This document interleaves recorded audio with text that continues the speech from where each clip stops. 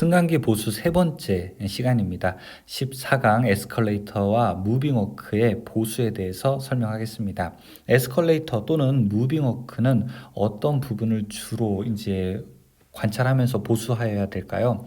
이 사실 관련된 부분은 분량이 굉장히 많습니다. 원본에는요. 하지만 이 원문을 가지고 공부를 하게 되면 우리가 공부량이 너무 많기 때문에 제가 꼭 필요한 부분, 즉 시험에 나올 만한 부분만 여러분께 간략하게 설명을 드리도록 하겠습니다.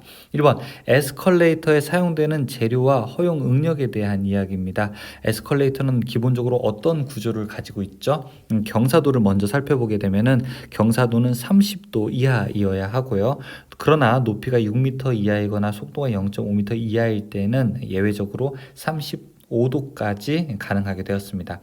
공칭 폭의 경우에는 0.58m는 넘어야 되고 1.11m는 이하여야 됩니다. 대신 경상도가 6도 이하의 무빙워크인 경우에는 1.65m까지 폭이 넓어질 수도 있습니다.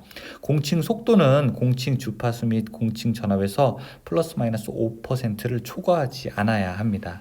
손잡이와 디딤판의 그 속도 차이는 어떻게 되게 될까요? 즉 계단과 손잡이는 0에서 2% 이하로 속도 차이가 나야 됩니다. 어떤 경우 보게 되면은 이렇게 계단은 천천히 가고 있는데 손잡이가 이렇게 점점 빨라져서 출발할 때는 안 그랬는데 도착할 때쯤 되니까 팔은 저 앞으로 나가는 경우도 있어요. 그 속도 차가 조금 많은 경우는 잘못된 거라고 할 수 있습니다.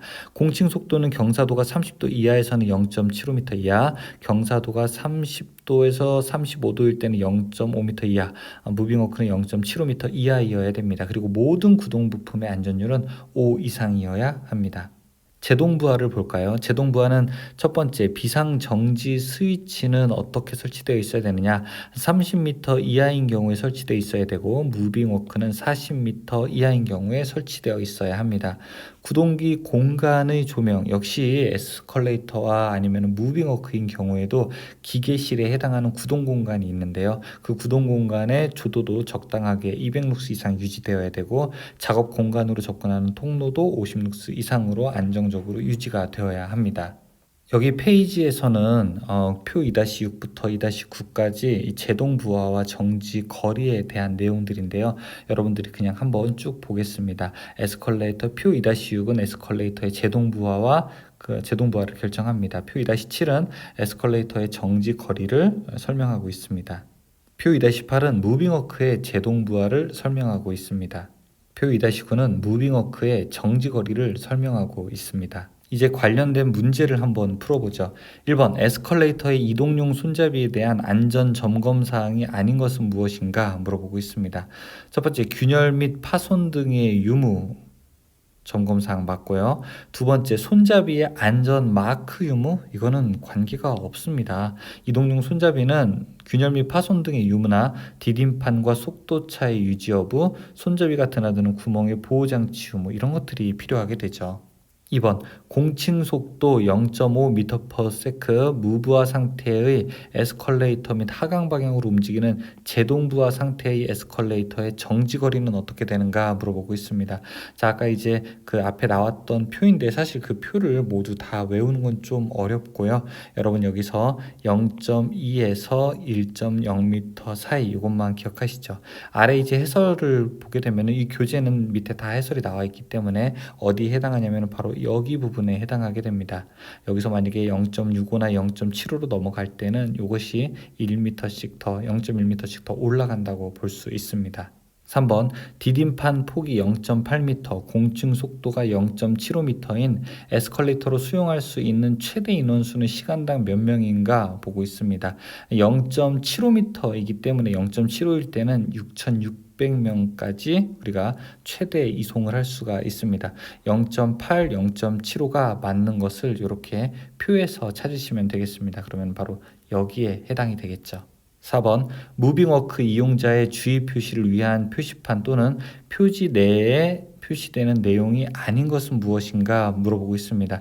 자, 여러분 여기서 봤던 거를 한번 기억해 보십시오. 1번 손잡이를 꼭 잡으세요. 좋은 표시입니다. 2번 카트는 탑재하지 마세요. 아니에요. 에스컬레이터가 카트를 탑재할 수 없죠. 무빙워크는 카트를 탑재할 수 있습니다. 큰 우리가 대형마트 가게 되면 무빙워크에 다 카트 탑재하죠. 걷거나 뛰지 마세요. 맞아요. 안전선 안에 서주세요. 맞습니다. 답은 2번에 해당하죠. 5번 에스컬레이터의 비상정지 스위치에 관한 설명으로 틀린 것은 무엇인가? 자, 비상 상황이에요. 비상정지 스위치를 눌러야 됩니다. 한번 보죠. 1번 색상은 적색 빨강색으로 하여야 된다. 이거 맞아요. 2번 상하 승강장에 잘 보이는 곳에 설치한다. 이것도 맞아요. 세 번째 버튼 또는 버튼 부근에는 정지 표시를 해야 된다. 맞아요. 네 번째 장난 등에 의한 오조작 방지를 위하여 잠금 장치를 설치해야 된다. 아닙니다. 사실은 비상정지 스위치는 누구나 누를 수 있어야 됩니다. 이렇게 잠금 장치를 해서는 안 됩니다. 설령 누가 설령 누가 장난을 친다 하더라도 그 장난친 사람을 나중에 문제 제기하면 되는 것이지 이걸 버튼을 누르는 데까지 과정에서는 아무런 제재가 없어야 됩니다. 왜냐하면 사고가 났을 때 누구든지 이 버튼을 눌러야 할 수 있기 때문에 그렇죠.